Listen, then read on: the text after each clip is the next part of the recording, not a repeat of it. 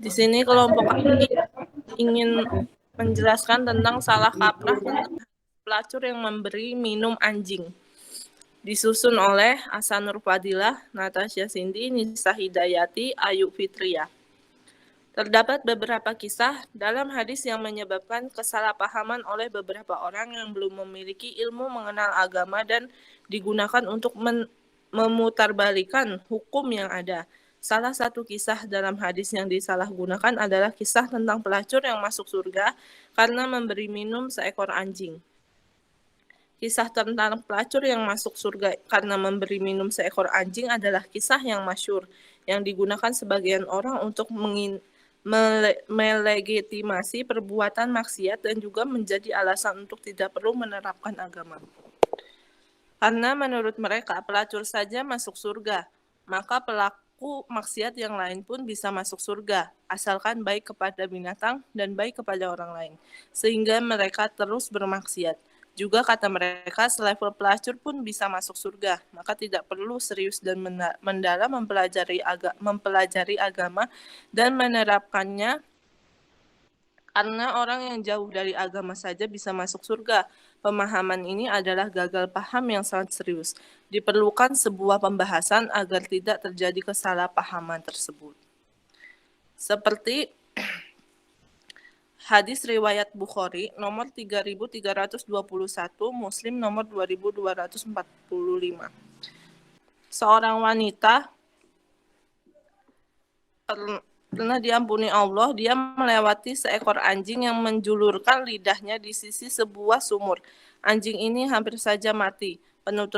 Penutup kepalanya, lalu dia mengambilkan air untuk anjing tersebut. Dengan sebab perbuatannya ini, dia mendapatkan ampunan dari Allah. Istilah al-mumisah dalam hadis disebut maknanya dalam lisanul Arab, wa mra'atu mumisah wa mumisah fajratun zanitun tamilu limuridiha. Wanita mumis atau mumisah artinya wanita ahli maksiat berzina yang menggoda orang-orang yang menginginkannya. Namun dalam riwayat lain, subjek dalam kisah tersebut adalah seorang lelaki dari Abu Hurairah radhiyallahu anhu, bahwa Rasulullah Shallallahu alaihi wasallam bersabda. Langsung artinya.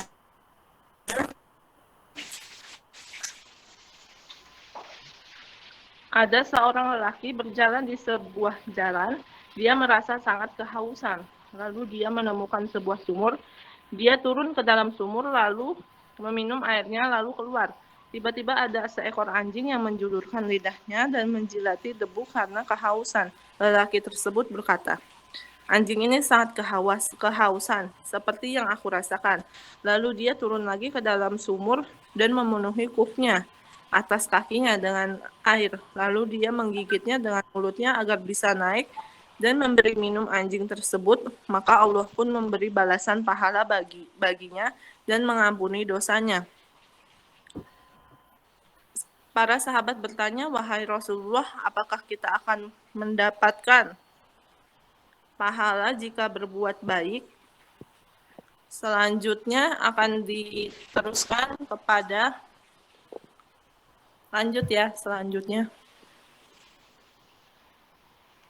Ya, aku mau lanjutin ya. Untuk yang dua hadis di atas menyebutkan peristiwa yang hampir sama, namun pelakunya berbeda.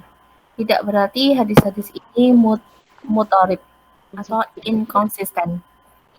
Karena bisa jadi kedua hadis ini memang menyebutkan dua kejadian yang berbeda tempat, waktu, dan pelakunya.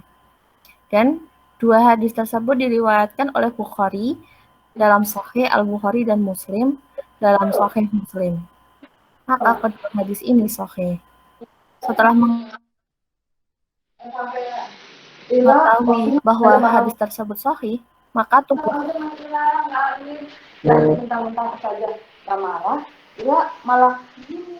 tugas selanjutnya adalah mengetahui bagaimana memahami hadis ini dengan benar. Untuk mengetahui hal itu, dilakukan pembahasan melalui beberapa poin. Yang pertama, Orang mukmin yang mati dalam keadaan membawa dosa besar, maka tahtal masyiyah. Orang yang mati dalam keadaan masih memiliki imam dalam hatinya, kemudian ia mati dalam keadaan membawa dosa besar, maka statusnya tahtal masyiyah. Artinya, nasibnya di akhirat tergantung kehendak Allah Ta'ala. Bisa jadi Allah mengampuni dia, bisa jadi Allah juga mengazab dia, selama dosa tersebut bukan dosa kesyirikan. Tentu ia sangat diharap. Untuk selanjutnya, dilihat dari beberapa hadis, dapat disimpulkan pezina yang belum bertaubat dari dosa zina memang bisa jadi Allah akan ampuni dia, kemudian ia masuk surga, sebagaimana yang disebutkan dalam hadis. Namun ini tidak berlaku untuk semua pezina, karena Allah katakan, yang artinya bagi orang-orang yang Allah kehendaki. Lebih lagi, jika pezina itu bertaubat dari perbuatan zinanya, maka tentu ia sangat diharapkan bisa menjadi penghuni surga. Jika ini dipahami, maka tidak ada kerancuan lagi dalam memahami hadis di atas. Yang kedua, hadis ini bermotivasi untuk tidak putus asa terhadap rahmat dan ampunan Allah.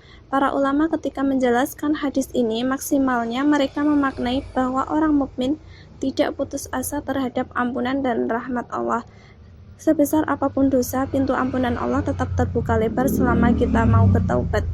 Ibnu Muttaqin rahimahullah menjelaskan, hadis ini adalah dalil tentang tetap diterimanya amalan kaum muslimin yang melakukan dosa besar, dan bahwasanya Allah memaafkan dosa besar karena sebab pelakunya melakukan amalan kebaikan yang sederhana sebagai bentuk karunia dari Allah. At-Tawdih Syarah Al-Jami' As-Salih nomor 19/259. Zakaria Al-Ansari rahimahullah juga menjelaskan, dalam hadis ini terdapat motivasi untuk berbuat kebaikan kepada manusia, karena orang tersebut mendapatkan ampunan karena memberikan minum seekor anjing, maka memberikan minum kepada seorang muslim lebih besar lagi pahalanya. Justru hadis di atas adalah motivasi bagi orang-orang yang berbuat maksiat untuk tidak putus asa dari rahmat Allah dan motivasi untuk bertaubat serta memperbaiki diri. Karena pezina saja bisa diampuni oleh Allah Ta'ala. Hadis tersebut tidak boleh dipahami secara terbalik dengan memaknai hadis ini sebagai motivasi untuk terus-menerus bermaksiat. Yang ketiga, para ulama juga menjelaskan dari hadis ini tentang utamanya sedekah berupa air. Kisah pezina yang memberi minum anjing yang kehausan juga diambil faedah oleh para ulama sebagai anjuran untuk bersedekah air, baik berupa sedekah air minum, pembangunan air sumur, pengairan sawah dan ladang, dan semisalnya. Karena itu, ulama yang memaknai bahwa hadis ini menunjukkan bolehnya zina dan boleh menjadi pelacur selama suka bersedekah. Ini pemahaman yang batil dan sangat keliru serta pendalilan yang samar. Di antara kaidah dalam memahami dalil, wajib mengembalikan dalil yang mutasyabih, syamar maknanya atau pendalilannya kepada dalil yang muhkam, jelas maknanya atau pendalilannya. Inilah jalannya orang-orang yang Allah berikan ilmu yang benar. Inilah jalannya salafus soleh dan ulama ahlus sunnah. Adapun ahlul bid'ah dan orang-orang yang menyimpang, mereka menonjolkan pendalilan yang mutasyabih dan meninggalkan dalil-dalil yang muhkam. Kelima, tidak ada keterangan bahwa pelaku maksiat di dalam hadis ini terus melanjutkan maksiatnya. Tidak dapat ditemukan keterangan dari hadis lain atau dari para ulama tentang apakah wanita pezina tersebut terus berzina selama memberi minum anjing, ataukah ia bertobat dan memperbaiki diri. Wallahu a'lam. Namun, seseorang tidak boleh merasa aman dari azab Allah dan merasa tidak masalah jika terus-menerus bermaksiat, karena sikap seperti ini termasuk dosa besar. Maka tidak boleh kita merasa aman dari azab Allah dan terus bermaksiat. Ini adalah dosa besar dan bukan sikap orang yang beriman. Orang yang beriman sangat takut kepada Allah walaupun ia melakukan dosa yang kecil, terlebih lagi bila melakukan dosa besar. Lebih lagi terus-menerus bermaksiat perlahan akan membawa seseorang kepada kekufuran, sehingga tidak benar jika hadis di atas dijadikan alasan untuk terus-menerus berzina atau terus-menerus bermaksiat. Sikap yang tepat adalah kita tinggalkan semua bentuk maksiat dan berusaha berubah untuk istiqomah mengamalkan ajaran agama. Adapun maksiat yang sudah pernah kita lakukan, kita perbaiki dengan bertobat kepada Allah dan memperbanyak amalan saleh. Semoga mendapat ampunan ampunan seperti sang wanita pelacur di atas. Keenam, hadis ini bukan dalil bolehnya memelihara anjing. Sebagian orang juga menjadikan hadis di atas sebagai dalil tentang bolehnya memelihara anjing. Padahal jelas Nabi Shallallahu Alaihi Wasallam melarangnya. Namun perintah membunuh anjing ini ada khilaf di antara ulama dalam beberapa pendapat. Anjing yang boleh dibunuh adalah yang ada di perkotaan, bukan di pedesaan terpencil. Anjing yang diperintahkan untuk dibunuh adalah yang membahayakan manusia. Adapun yang tidak membahayakan, mubah untuk dibunuh. Anjing yang diperintahkan untuk dibunuh adalah anjing hitam. Selain itu tidak boleh dibunuh. Dan ada beberapa pendapat lainnya. Namun menjadi poin adalah bahwa hadis Abu Hurairah tentang pezina yang memberi minum di atas tidak bisa menjadi dalil bolehnya memelihara anjing. Sekian presentasi dari kelompok kami. Terima kasih.